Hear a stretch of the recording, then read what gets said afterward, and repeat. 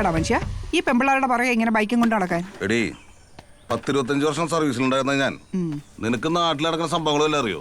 പിന്നെ അതൊക്കെ നോക്കിയാൽ പെമ്പിള്ളാരെ വളർത്താൻ പറ്റൂ? ഇത് പഴയ കാലമൊന്നുമല്ല, അതാദ്യം മനസ്സിലാക്കുക. ഇന്നത്തെ കാലത്തെ പെൺകുട്ടികൾക്ക് നേരെ ചൊവ്വേ റോട്ടിലിറങ്ങി നടക്കാൻ പറ്റുമോ? ന്യൂസ് ചാനലിലെ നിമ്മിയുടെ തിരോധാനം അന്തിച്ചർച്ച കാണാൻ ഞാൻ എന്തായാലും ആഗ്രഹിക്കില്ല. ഷോ, ഈ പോലീസുകാരല്ല ഇങ്ങനെ ആയിപ്പോയല്ലോ ദൈവമേ. നിങ്ങളുടെ തലക്കെത്തെന്തോ കുഴപ്പമുണ്ട്. ഇപ്പൊ ചികിത്സിച്ചാ കൊള്ളാം.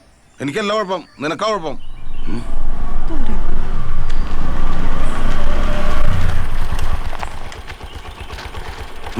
ചേട്ടാ, ഈ തൊണ്ടിയിലെ തോമാശന്റെ വീടേതാ?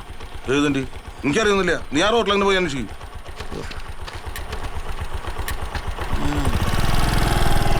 അതാ കേറ്റത്തില് വീടല്ലേ? നിങ്ങൾക്ക് അതങ്ങ് പറഞ്ഞു കൊടുത്താൽ പോരായിരുന്നു. നിനക്കറിയാണ്ട, ഇത് വഴി രണ്ട് വന്നിട്ടുള്ളതൊന്നല്ല.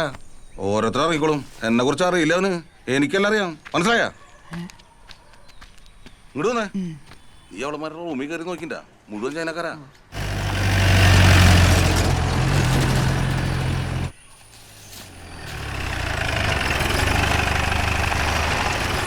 പ്രപഞ്ചത്തിലെ പോരാളി.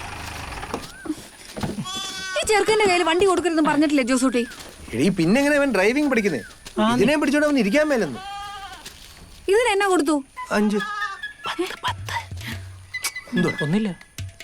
ഈ മാസത്തെ ചിട്ടിയുടെ പൈസ അടച്ചോ? മാതൃത്വത്തില് നീ എന്നാടാ കൊടുക്കാതെ? ഞാനാണോ അടക്കണ്ടേ? ഇവിടുത്തെ കോഴിയും പശുവൊന്നും പോരാഞ്ഞിട്ടാണോ? ആനെ കൊണ്ടുവരണോ?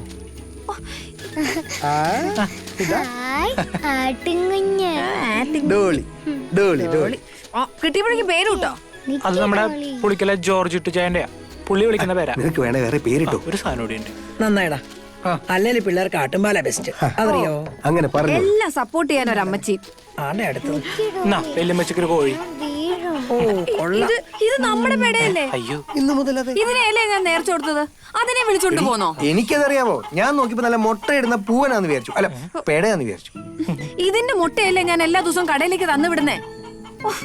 ഇതിലും വേണം നിങ്ങൾ പട്ടാളത്തിൽ പോകുന്നത്. മുട്ട നോക്കി ഏത് കോഴി ഇട്ടെന്ന് എനിക്കറിയാവോ. ഞാനവിടെ പണിയെടുത്ത് അമ്മച്ചി എന്നാടാ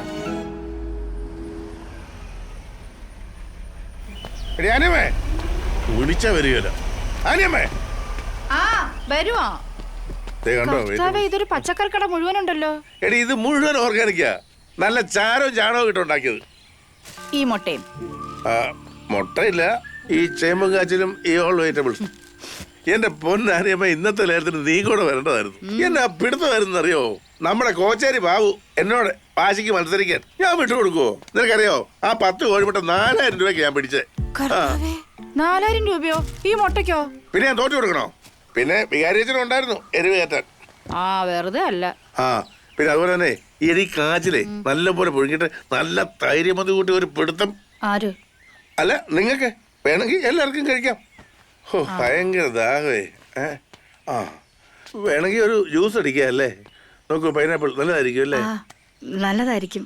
പക്ഷെ അപ്പടി മധുര. പപ്പയ്ക്ക് ഷുഗർ അല്ലേ? അപ്പൊ ഇത് മതി.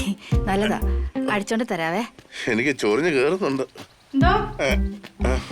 എന്നാ പപ്പ? അല്ല, ഈ ചേന നിങ്ങൾ കഴിക്കുന്നവർ കഴിക്കുമ്പോ സൂക്ഷിക്കണം. ചിലപ്പോ ചൊറിയും. നിന്നെപ്പോലുള്ളവർക്ക് കൂടുതൽ ചൊറിയും. ചൊറിയും ചൊറിയും.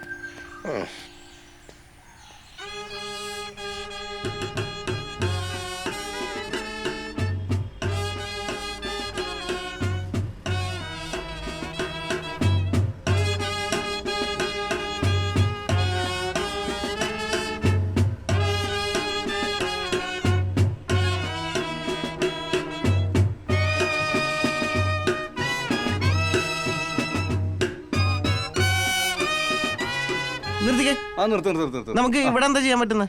നേരത്തെ പറഞ്ഞ പോലെ ഡ്രംസ് വെച്ച് ഓപ്പൺ ചെയ്ത് നോക്കിയേക്കാം ഇല്ലേ? അപ്പൊ നമുക്ക് ഒന്നുകൂടി ആദ്യം തൊട്ട് സ്റ്റാർട്ട് ചെയ്യാം. ബേബി പിടിക്കുമല്ലോ അല്ലേ? വിശുദ്ധം തന്നെ മതി.